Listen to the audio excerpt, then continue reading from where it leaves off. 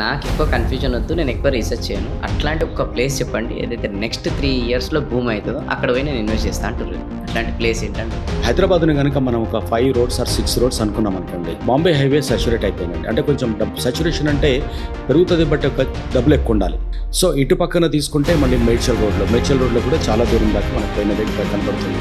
So అక్కడ నుండి కనుక మళ్ళీ పక్కకు వస్తే మనకు విజయవాడ హైవే నుండి శ్రీశైలం రోడ్ వరకు ఉన్నది కాదు, ఇటు బెంగళూరు హైవే. సో ఇప్పుడు ఉన్నది ఏంటంటే అక్కడ నుండి ఒక పార్ట్ ఆఫ్ ఇట్ నుండి విజయవాడ హైవే మీద మటుకు ఫ్యూచర్ అంతా అక్కడ ఎలా అయినా డెఫినెట్గా అది అలా మూవ్ అయి తీరాల్సిందే. అండ్ అమరావతి డెవలప్ చేసిన తర్వాత అమరావతికి క్యాపిటల్కి ఉన్నటువంటి ఏకైక కనెక్షన్ విజయవాడ హైవేనే కాబట్టి అది డెఫినెట్గా అది గ్రోత్ అది కూడా ఇప్పుడు 6 to 8 feet 8 lane రోడ్ అవుతుంది. దీన్ని ఆనుకొని రైల్వే ట్రాక్ను గ్రీన్ఫీల్డ్ రైల్వే ట్రాక్ను కూడా డెవలప్ చేయాలని చూస్తున్నారు. కాబట్టి this is going to be the best place for, అంటే ఇప్పటికీ చాలా చీప్లో దొరుకుతాయి మీకు అది.